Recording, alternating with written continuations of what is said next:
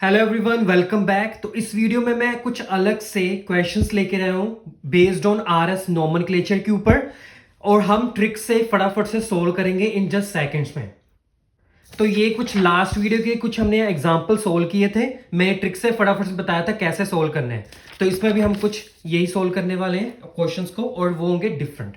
So first one हमारा क्या था कि हमने क्या है, नंबरिंग करनी है। और नंबरिंग कैसे करनी है वो भी मैंने बताया था कि जो सबसे बड़ा होता है उसको पहला नंबर, सबसे छोटा होता है तो उसको फोर्थ नंबर मिलता है। सबसे पहले हमारे पास क्या है, फर्स्ट क्वेश्चन देखते हैं। यहां पे ऑक्सीजन है, ये जो है हाइड्रोजन डी और टी, ये आपस में क्या होते हैं, आइसोटोप्स होते हैं। Protium, deuterium, tritium, right. और जो आइसोटोप्स क्या होते हैं, जिनका atomic number same, mass number different. जो सबसे बड़ा होगा उसको पहला नंबर दिया जाएगा, लास्ट छोटे वाले को लास्ट। अब देखो, हाइड्रोजन, ड्यूटीरियम एंड ट्रीटियम, इनका एटॉमिक नंबर 1 1 होता है सभी का, बट जो मास होता है वो क्या होता है, डिफरेंट होता है। तो हमारे पास जो हाइड्रोजन है उसका एटॉमिक नंबर होता है 1, ओके, 1 होता है। ड्यूट्रियम का होता है 2 और ट्रीटियम का होता है 3। ट्रीटियम मतलब 3 का साउंड आ रहा है तो 3 याद कर लो, ड्यूट्रियम से 2 का साउंड आ रहा है तो 2 है, ऐसे याद रख लो, बस कुछ नहीं करना। ओके, सो सबसे बड़ा कौन है हमारे पास, ट्रीटियम है। सबसे बड़ा ट्रीटियम है इन तीनों में से। ये सबसे बड़ा ऑक्सीजन है तो 1 नंबर। ड्यूट्रियम एंड ट्रीटियम सबसे बड़ा है, ये 2 नंबर। फिर इसके बाद आता है ड्यूट्रियम, फिर देन हमारे पास फोर्थ नंबर पे आएगा हाइड्रोजन, क्योंकि ये सबसे छोटा है। फिर हमने क्या करना होता है, फोर्थ नंबर को छुपा लेना होता है और फिर एरो बनाना होता है। काउंटिंग कैसे करनी, 1 से 2, 2 से 3, 1 2 3, ऐसे एरो जाएगा, ऐसे। तो ये क्या बन रहा है, क्या बन रहा है, आर बन रहा है। ओके, ये हमारे पास आर। अब नेक्स्ट क्वेश्चन में देखो, ऑक्सीजन है सबसे बड़ा, ये तो कार्बन है, ये हाइड्रोजन सबसे बड़ा है तो 1, सबसे छोटा हाइड्रोजन तो 4 नंबर। यहां पे भी कार्बन, यहां पे भी कार्बन। अब मैटर ये करता है उसके साथ एक कार्बन के साथ कौन से ग्रुप अटैच्ड है या एटम्स अटैच्ड है, जो मतलब जिनका एटॉमिक मास ज्यादा हो। अब यहां पे देखो, ये कार्बन एक कार्बन के साथ अटैच्ड है, ये कार्बन सिर्फ हाइड्रोजन के साथ अटैच्ड है। तो ये छोटा हो गया, ये बड़ा हो गया मास में, ठीक है, साइज में। तो ये आएगा हमारे पास सेकंड नंबर पे और ये आएगा थर्ड नंबर पे। अब फोर्थ को छुपा लो, 1 2 3 ऐसे जाएगा। ऐसे क्या बन रहा है, एस। तो ये हो गया एस।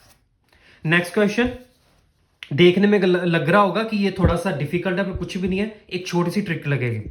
अब देखो, सबसे बड़ा है ब्रोमीन, ये हाइड्रोजन है, ये कार्बन कार्बन के साथ अटैच्ड है, ये भी कार्बन के साथ अटैच्ड है। तो ब्रोमीन तो सबसे बड़ा है तो 1 नंबर, सबसे छोटा है तो 4 नंबर।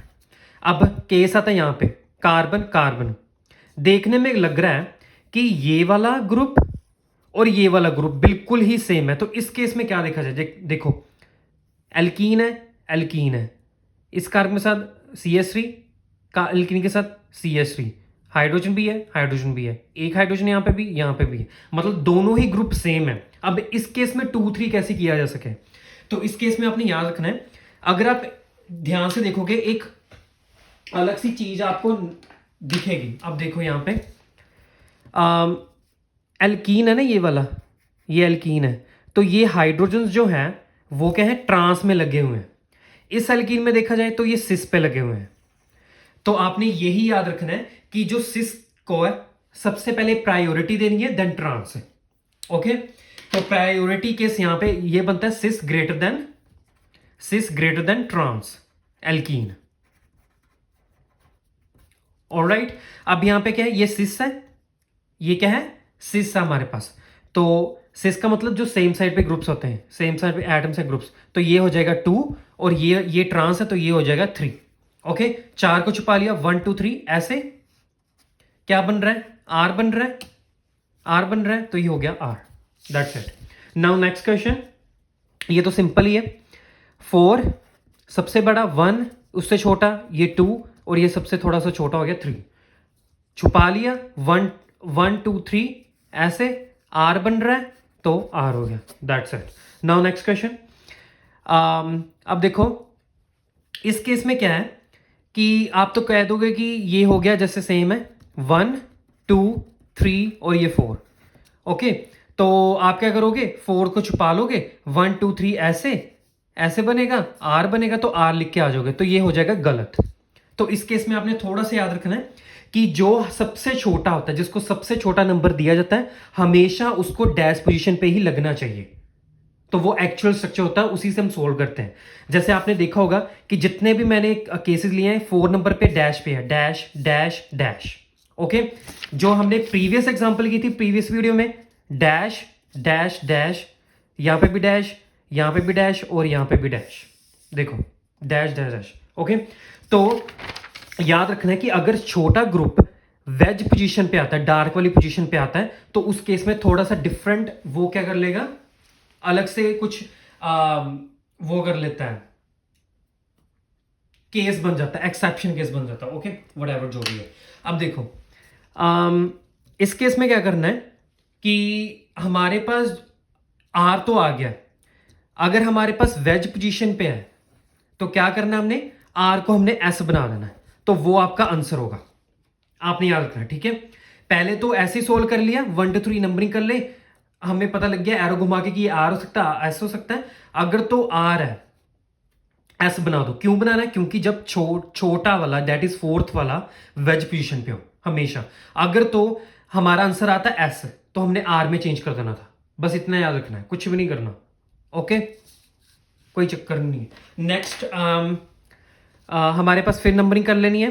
सबसे बड़ा 1 2 3 4। अब देखो, ये भी डिफरेंट केस है। ये ना ये वाली एग्जांपल, ये वाली एग्जांपल, ये वाली एग्जांपल और ये वाली एग्जांपल थोड़ी डिफरेंट थी, ये तो सिंपल थी। इसको ही याद रखना, तभी मैंने अलग से वीडियो बनाई है कि थोड़े एक्सेप्शन वाले केस आ जाएंगे। अब नेक्स्ट ये देखो, इतना कर लिया, नंबरिंग कर ली। अब क्या करना, हमेशा मैंने अभी बताया ना, इसी केस में फोर्थ हमेशा डैश पोजीशन पे लगता है, वो एक्चुअल स्ट्रक्चर होता है, उसी से आरएस बनता है।